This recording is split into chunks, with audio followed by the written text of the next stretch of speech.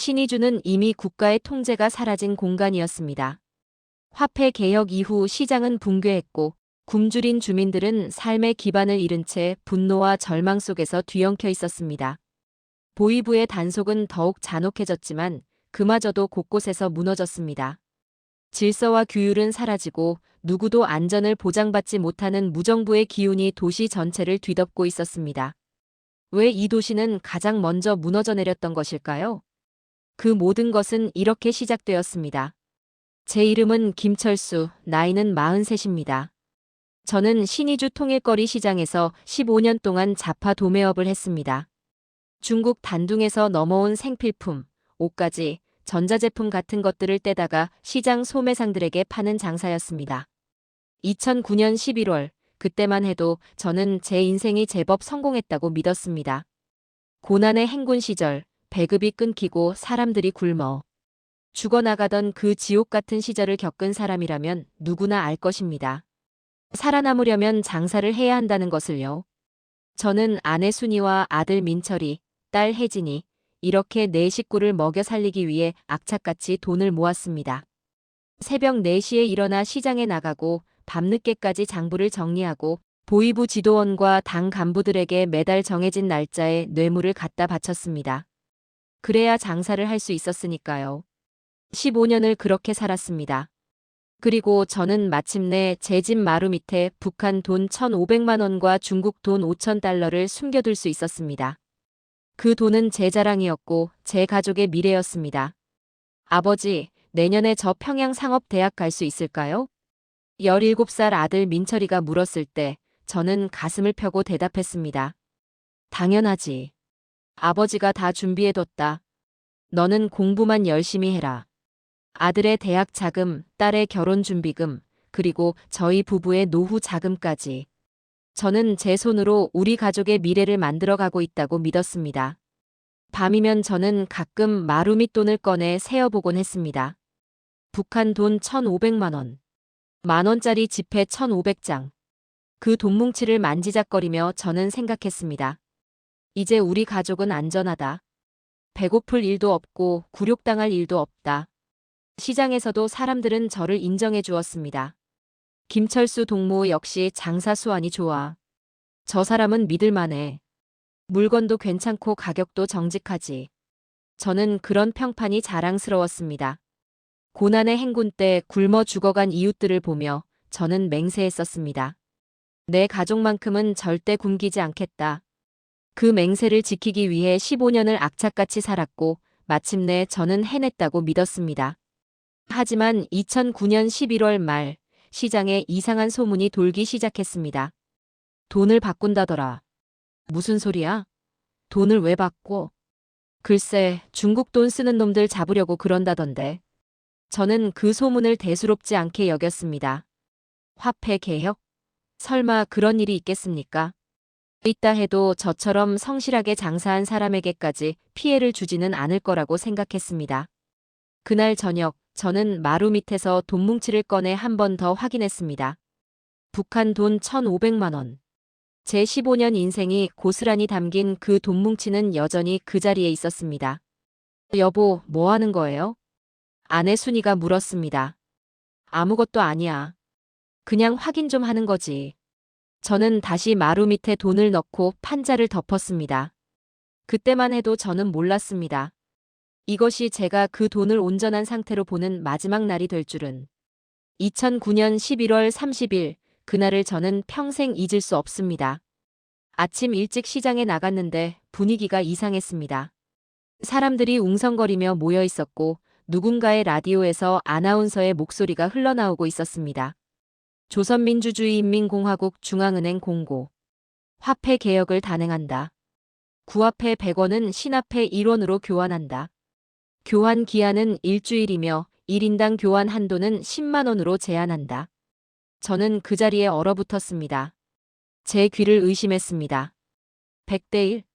교환 한도 10만 원? 제 머릿속에서 빠르게 계산이 돌아갔습니다. 제가 가진 북한 돈 1,500만 원은 신화폐로 15만 원이 되는데 교환은 10만 원까지만 가능하다.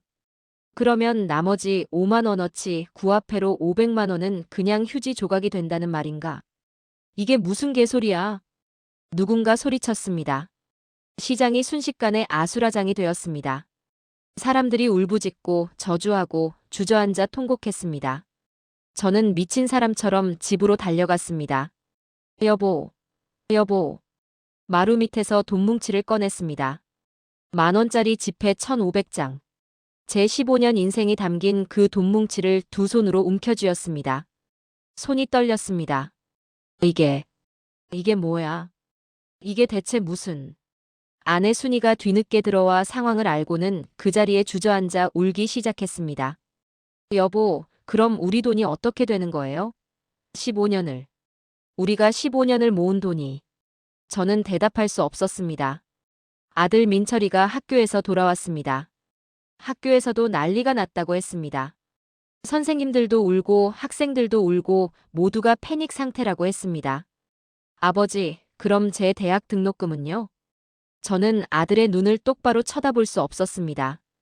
다음 날 새벽부터 저는 은행 앞에 줄을 섰습니다. 이미 수백 명이 몰려 있었습니다. 사람들은 서로 밀치고 싸우고 욕을 퍼부었습니다. 내가 먼저 왔어. 비켜. 나도 급해. 제 앞에 있던 노인이 쓰러졌습니다. 아무도 쳐다보지 않았습니다. 모두가 제 돈 살리기에 급급했습니다. 오후가 되어서야 겨우 제 차례가 왔습니다. 구화폐 10만 원을 신화폐로 교환하겠습니다.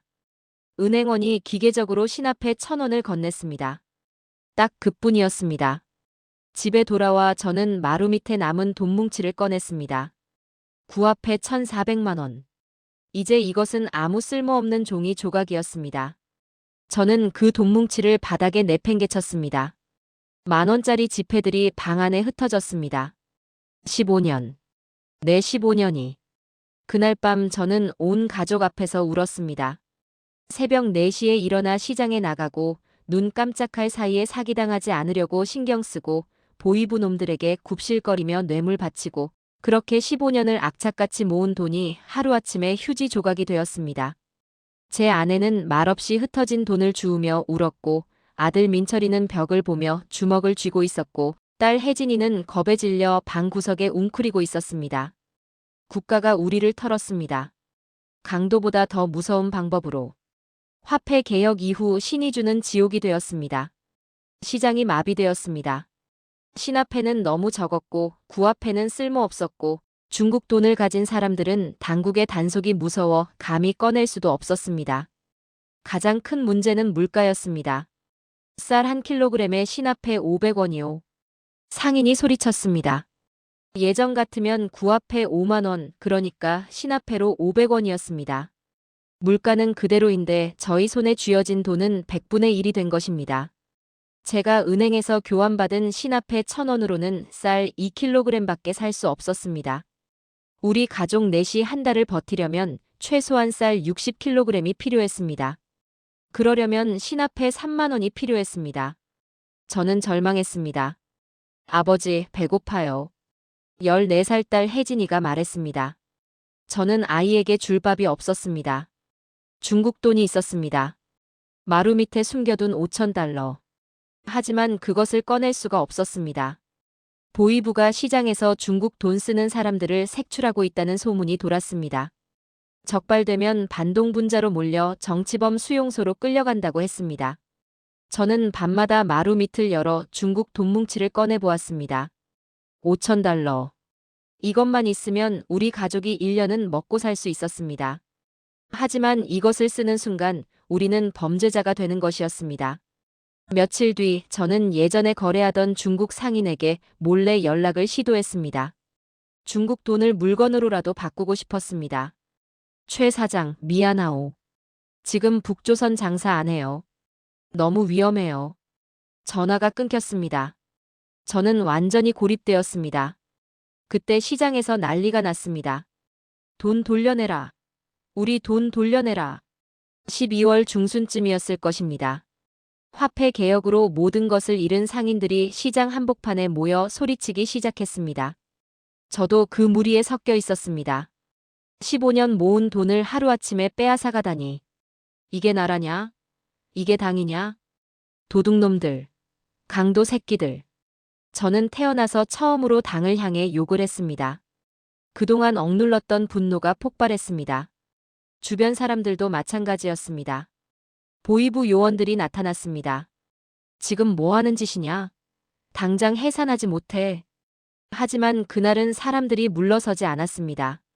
모두가 잃을 게 없는 사람들이었으니까요. 결국 보이부가 물러갔습니다. 그날 하루는 우리가 이긴 것처럼 보였습니다. 하지만 그것은 착각이었습니다. 이틀 뒤 저와 함께 항의했던 상인 박철호가 끌려갔습니다.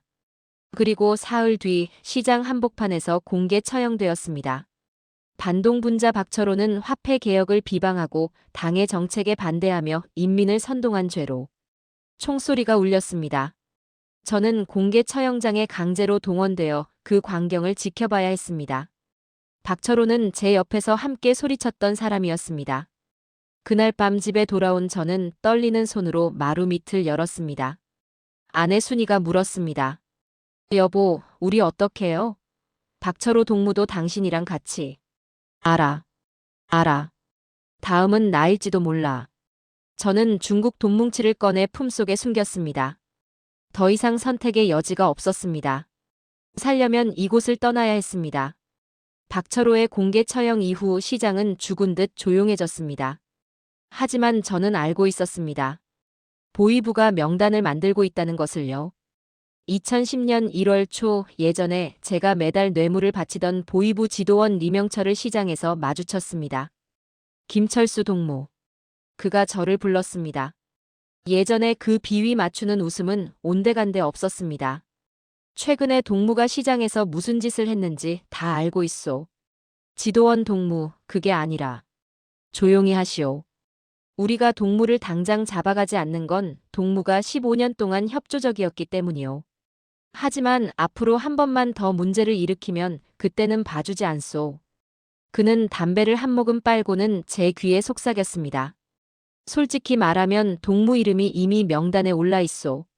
내가 최대한 시간을 벌어줄 테니 조용히 지내시오. 그 말은 경고가 아니었습니다. 마지막 잡이었습니다. 집에 돌아온 저는 아내에게 말했습니다. 순이, 우리 여기서 나가야 해. 무슨 소리예요? 어디로요? 강 건너. 중국으로. 아내의 얼굴이 하얗게 질렸습니다. 그건 탈북이에요. 걸리면 우리 모두 정치범 수용소로. 남아있어도 마찬가지야. 보이부 명단에 내 이름이 올라갔어. 시간 문제일 뿐이야. 그날 밤 우리 가족은 둘러앉아 회의를 했습니다. 아들 민철이가 말했습니다. 아버지, 저도 학교에서 들었어요. 선생님들이 화폐 개혁 때 항의한 사람들 명단을 조사하고 있대요. 아버지 이름도 거론됐어요. 딸 혜진이가 울먹였습니다. 아버지, 무서워요. 우리 어떡해요? 저는 두 아이를 바라보았습니다. 17살 민철이는 이제 어른처럼 침착했고 14살 혜진이는 겁에 질려 있었습니다. 우리 살아야 한다. 여기 남으면 우리 모두 죽어. 아내가 떨리는 목소리로 물었습니다. 그럼 어떡해요? 우리가 압록강을 어떻게 건너요? 저는 마루 밑에서 중국 돈뭉치를 꺼냈습니다. 이것으로 브로커를 만날 수 있어. 예전에 장사하면서 알게 된 사람이 있어. 그 사람이라면. 다음 날 저는 목숨을 걸고 그 브로커를 찾아갔습니다. 신의주 변두리 반쯤 무너진 건물에서 그를 만났습니다. 김 사장, 오랜만이오. 그는 담배를 피우며 저를 쳐다보았습니다. 사람 넷을 강 건너로 넘겨줘야 해. 넷? 가족 전부? 그래. 가능하겠어? 그는 잠시 생각하더니 고개를 끄덕였습니다. 가능하오. 하지만 값이 비싸. 1인당 $1,000. 내시면 $4,000요. 제가 가진 중국 돈은 $5,000였습니다. $4,000를 주면 $1,000밖에 안 남습니다. 하지만 선택의 여지가 없었습니다. 좋아. 언제 가능해? 이틀 뒤 1월 15일 밤 11시. 강변 폐선 착장에서 만나시오. 우리에게 주어진 시간은 이틀뿐이었습니다. 집으로 돌아온 저는 가족들에게 말했습니다. 이틀 뒤 우리 여기를 떠난다. 짐은 최소한만 싸. 돈 될 만한 건 다 챙겨. 그날 밤부터 우리는 떠날 준비를 했습니다. 하지만 무엇을 챙겨야 할까요? 15년을 산 집, 아이들이 자란 방, 추억이 담긴 물건들. 모든 것을 버리고 가야 했습니다. 여보, 이 사진들은요? 아내가 가족 사진을 들고 물었습니다. 버려. 걸리면 증거가 돼. 저는 제 손으로 우리 가족의 과거를 지워야 했습니다. 이틀이 지나갔습니다. 1월 15일 밤, 우리는 집을 나섰습니다. 15년을 살았던 그 집을 마지막으로 돌아보았습니다. 이제 저희에게 남은 것은 암흑뿐이었습니다. 1월 15일, 그날 아침은 평소와 똑같이 밝았습니다. 하지만 저희 가족에게는 마지막 아침이었습니다. 저는 시장에 나가는 척했습니다. 혹시라도 이웃들이 의심할까봐 평소처럼 행동해야 했습니다. 김철수 동무, 오늘도 장사하러 가시오? 옆집 아저씨가 물었습니다. 예, 그래야죠. 먹고 살아야 하니까요. 저는 웃으며 대답했지만 가슴이 찢어지는 것 같았습니다. 15년을 함께 살았던 이웃들과의 마지막 인사였습니다. 시장에 도착했지만 저는 장사를 하지 않았습니다. 대신 시장을 천천히 걸으며 마지막으로 모든 것을 눈에 담았습니다. 제가 15년 동안 자리를 지켰던 그 좌판, 새벽마다 만나던 상인들, 단골 손님들. 모든 것이 낯설게 느껴졌습니다. 사장님, 오늘은 물건 안 팔아요? 단골 손님이 물었습니다. 오늘은 좀 몸이 안 좋아서요. 저는 둘러댔습니다. 그 사람에게 진실을 말할 수 없었습니다. 오후가 되자 저는 집으로 돌아왔습니다. 아내와 아이들은 이미 준비를 마친 상태였습니다. 다 챙겼어? 네, 여보. 옷 몇 벌이랑 먹을 것 조금만요. 아내가 작은 보따리를 보여줬습니다. 그게 전부였습니다. 15년을 산 집의 모든 것 중에서 저희가 가져갈 수 있는 건 그 작은 보따리뿐이었습니다. 저는 마루 밑을 마지막으로 열었습니다. 그리고 남은 중국 돈 1,000달러를 꺼냈습니다. 브로커에게 4,000달러를 주고 나면 이것만 남습니다. 이걸로 중국에서 버텨야 해. 해가 지고 어둠이 내렸습니다. 저희는 밤 10시에 집을 나서기로 했습니다. 아들 민철이가 자기 방을 마지막으로 둘러보고 있었습니다. 아버지, 제 책들은요? 안 돼. 무거워. 가져갈 수 없어. 민철이는 고개를 끄덕였지만 눈시울이 붉어졌습니다. 17살 아이에게 자기 방, 자기 책, 자기 친구들을 모두 버리라는 것은 너무 가혹한 일이었습니다. 딸 혜진이는 인형을 안고 있었습니다. 혜진아, 그것도 두고 가야 해. 싫어요. 이건 엄마가 생일 때 사준 건데. 아이가 울음을 터뜨렸습니다. 아내가 달래며 인형을 빼앗았습니다. 밤 10시 저희는 집을 나섰습니다. 뒤돌아보지 않으려 했지만 저는 결국 돌아봤습니다. 15년을 살았던 그 집. 불이 꺼진 그 집은 텅 빈 무덤처럼 보였습니다. 강변으로 가는 길은 멀고 위험했습니다.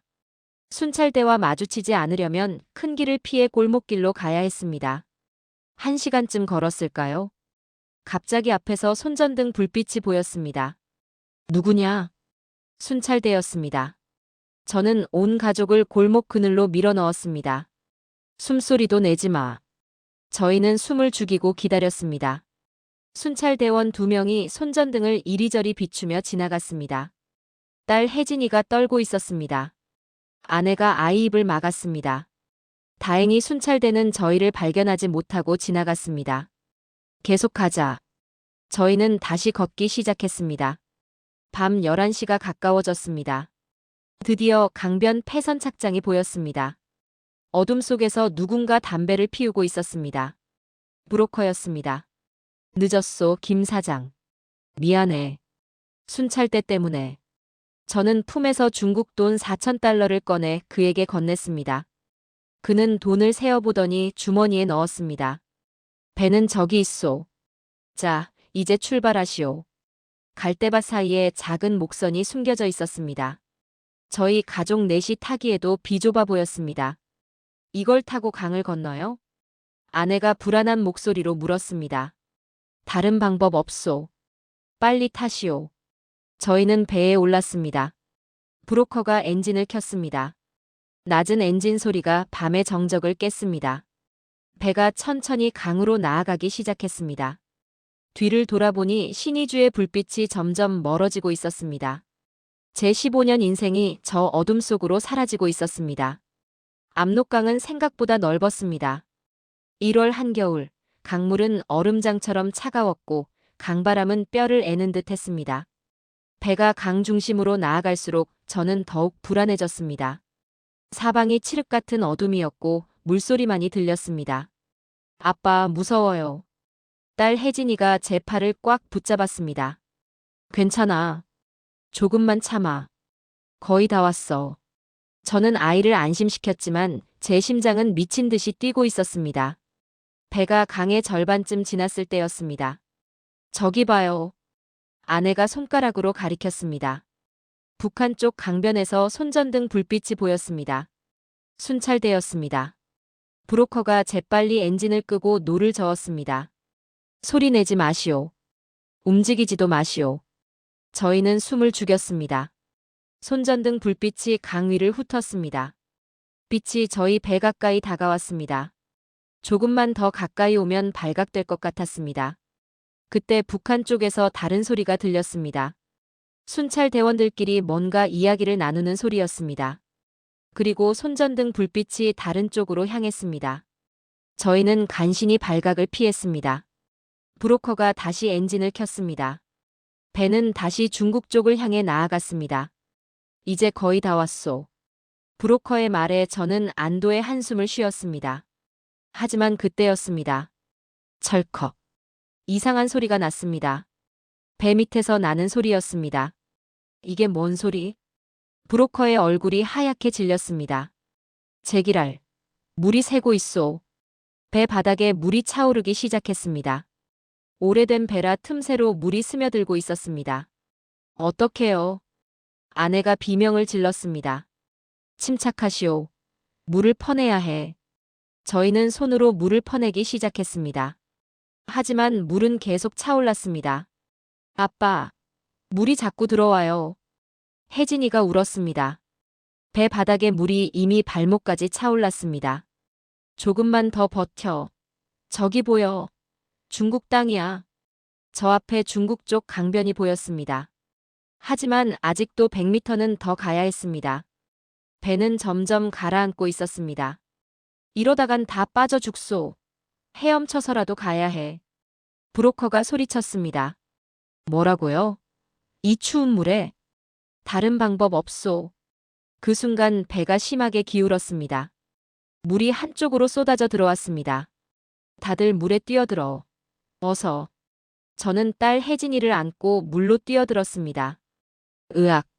물은 상상 이상으로 차가봤습니다. 1월의 압록강은 얼음물이나 다름없었습니다. 숨이 막혔습니다. 혜진아. 아빠 팔 놓지 마. 저는 한 팔로 딸을 안고 다른 팔로 헤엄쳤습니다. 아내와 민철이도 물에 뛰어들었습니다. 여보. 민철아. 괜찮아요. 전 헤엄칠 수 있어요. 아들 민철이가 어머니를 부축하며 헤엄쳤습니다. 저희는 필사적으로 팔을 저었습니다. 차가운 물이 온몸의 열을 빼앗아갔습니다. 손발의 감각이 사라지기 시작했습니다. 조금만 더. 조금만 더야. 저는 이를 악물고 계속 헤엄쳤습니다. 마침내 제 손이 뭔가 단단한 것을 잡았습니다. 땅이었습니다. 중국 땅이었습니다. 다들 여기야. 땅이야. 저희는 간신히 강변으로 기어올랐습니다. 온몸이 젖었고 추위에 떨렸습니다. 하지만 우리는 살았습니다. 저는 강변 흙을 움켜쥐었습니다. 중국 땅. 저희는 드디어 북한을 벗어난 것입니다. 여보, 우리 살았어요. 아내가 떨리는 목소리로 말했습니다. 저는 온 가족을 끌어안았습니다. 젖은 옷 속에서도 서로의 체온이 느껴졌습니다. 저희는 살아서 자유의 땅에 도착했습니다. 하지만 이것은 끝이 아니라 새로운 시작이었습니다. 중국 땅에 도착했지만 안도할 수 없었습니다.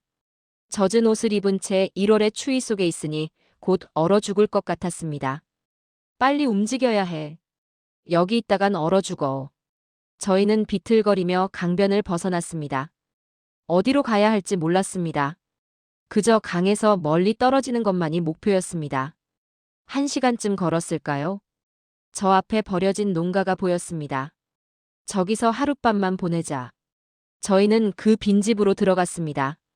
적어도 바람은 막을 수 있었습니다. 옷을 벗어야 해. 젖은 옷을 입고 있으면 안 돼. 저희는 젖은 옷을 벗고 서로 끌어안아 체온을 나눴습니다. 그렇게 긴 밤을 버텼습니다. 다음 날 아침, 저는 품속의 중국 돈을 확인했습니다. 1,000달러. 물에 젖어 축축했지만 다행히 남아 있었습니다. 이걸로 뭘 할 수 있을까? 아내가 물었습니다. 일단 단둥으로 가야 해. 거기 조선족들이 있어. 도움을 받을 수 있을 거야. 하지만 문제가 있었습니다. 저희는 신분증이 없는 불법 체류자였습니다. 중국 공안에게 걸리면 즉시 북송됩니다. 저희는 낮에는 숨고 밤에만 이동하기 시작했습니다. 사흘째 되는 날, 단둥 외곽의 조선족 마을에 도착했습니다. 저는 조심스럽게 한 조선족 노인에게 다가갔습니다. 할아버지, 저희 북에서 온 사람들인데요. 노인은 저를 위아래로 훑어보더니 고개를 끄덕였습니다. 그럴 줄 알았어. 따라와. 노인은 저희를 자기 집 지하실로 데려갔습니다. 거기에는 이미 다른 탈북자 가족들이 숨어 있었습니다. 여기서 며칠 쉬어. 공안 순찰 지나가면 조심해야 해. 저희는 그 지하실에서 일주일을 지냈습니다. 노인은 매일 밥을 가져다 줬습니다. 할아버지, 감사합니다. 제가 돈을. 됐어. 같은 동포인데. 나도 옛날에 북에서 살았어. 어느 날 노인이 저를 따로 불렀습니다. 자네 한국 가려고? 네, 그게 목표입니다. 그럼 브로커를 만나야 해. 내가 아는 사람이 있는데 믿을 만한 사람이야. 며칠 뒤 저는 그 브로커를 만났습니다. 한국까지 가려면 라오스, 태국을 거쳐야 해요. 가족 내시면 3,000달러. 제게는 1,000달러밖에 없었습니다. 1,000달러밖에 없습니다. 브로커가 고민하더니 말했습니다. 좋아요. 1,000달러 주고 일단 라오스까지만 가요. 거기서 한국 대사관 가면 돼요. 자력으로 가는 거죠. 저는 남은 돈 1,000달러를 모두 내놓았습니다. 이제 저희에게는 한 푼도 남지 않았습니다. 3개월 뒤 저희는 트럭 짐칸에 숨어 중국을 빠져나왔습니다. 라오스 국경을 넘고 다시 태국으로 향했습니다. 그 과정은 지옥이었습니다. 좁은 짐칸에서 숨도 제대로 쉴 수 없었고 먹을 것도 거의 없었고 언제 걸릴지 모른다는 공포 속에서 버텼습니다. 태국에 도착한 저희는 한국 대사관을 찾아갔습니다. 저희 북한에서 온 사람들입니다. 한국으로 보내주세요. 대사관 직원이 저희를 안으로 안내했습니다. 신원 확인하는데 시간이 좀 걸립니다. 기다리셔야 해요. 저희는 3개월을 더 기다렸습니다. 하지만 그 기다림은 고통이 아니라 희망이었습니다. 저희는 이제 안전했고 곧 대한민국으로 갈 수 있었습니다. 2010년 6월 드디어 비행기 티켓을 받았습니다. 인천으로 가는 비행기입니다. 환영합니다. 대한민국으로. 그 말을 들었을 때 저는 울었습니다. 2010년 6월 15일 인천국제공항에 도착했습니다. 비행기에서 내리는 순간 저는 믿을 수 없었습니다. 깨끗하고 밝은 공항, 자유롭게 걸어다니는 사람들, 웃으며 이야기하는 가족들. 이 모든 것이 꿈만 같았습니다. 대한민국에 오신 것을 환영합니다. 공항 직원이 미소 지으며 말했습니다. 저는 그 순간 눈물이 났습니다. 감사합니다. 정말, 정말 감사합니다. 저희는 하나원으로 이동했습니다.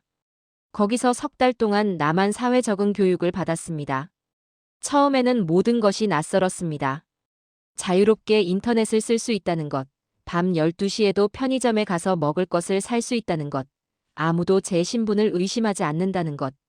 가장 놀라웠던 건 돈이었습니다. 여기서는 제가 번 돈을 국가가 빼앗지 않습니까? 상담사 선생님이 웃으며 대답했습니다. 물론이죠. 여기는 여러분이 정직하게 번 돈을 지킬 수 있는 나라입니다. 그 말을 들었을 때 저는 또 울었습니다.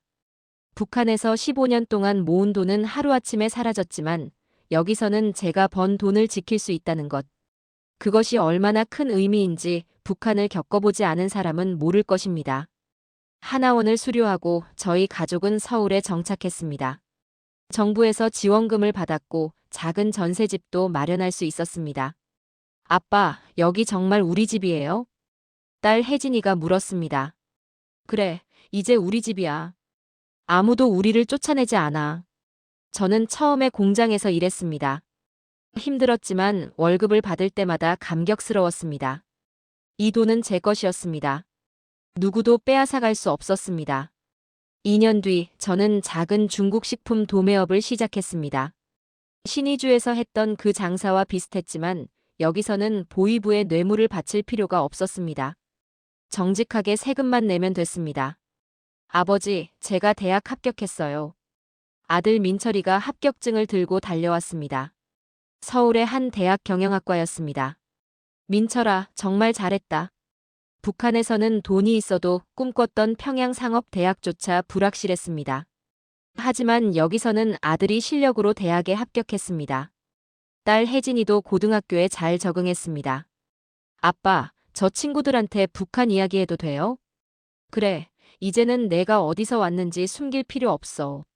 지금 저는 48입니다. 서울 구로구에서 작은 도매상을 운영합니다. 신의주에서보다 규모는 작지만 저는 이곳에서 더 행복합니다. 매달 제 통장에 돈이 쌓입니다. 많지는 않지만 꾸준히 쌓입니다. 그리고 그 돈은 제 것입니다. 내일 아침 국가가 화폐 개혁을 선언해서 제 돈을 휴지 조각으로 만들 걱정을 하지 않아도 됩니다. 가끔 저는 꿈을 꿉니다. 2009년 11월 30일 화폐 개혁이 발표되던 그날의 꿈을. 시장에서 울부짖던 사람들, 하루아침에 휴지 조각이 된 돈뭉치, 공개 처형당한 박철호의 모습. 그럴 때마다 저는 깹니다. 그리고 옆에서 자고 있는 아내를 보고, 안방에서 책을 읽는 아들을 보고, 거실에서 공부하는 딸을 봅니다. 우리가 살아서 여기까지 왔구나. 북한에서 15년 동안 모은 1,500만 원은 하루에 사라졌습니다. 하지만 여기서 5년 동안 모은 돈은 여전히 제 통장에 있습니다. 그것이 자유입니다. 저는 가끔 신의주에 남은 사람들을 생각합니다. 아직도 그곳에서 굶주리며 화폐 개혁의 상처를 안고 살아가는 사람들. 항의했다가 수용소로 끌려간 사람들. 저는 그들의 이야기를 전하고 싶습니다. 북한이 얼마나 잔인한 곳인지, 사람들이 얼마나 고통받고 있는지. 2009년 화폐 개혁은 북한 정권이 자기 인민에게 저지른 도둑질이었습니다. 합법적 약탈이었습니다. 저는 그 지옥에서 빠져나왔습니다. 제 가족과 함께. 그리고 지금 저는 자유롭습니다. 제가 번 돈을 지킬 수 있고 제 자식들에게 미래를 줄 수 있는 나라에서 살고 있습니다. 이것이 제 이야기입니다. 김철수 48세. 2009년 화폐 개혁으로 모든 것을 잃고 탈북한 한 아버지의 이야기입니다.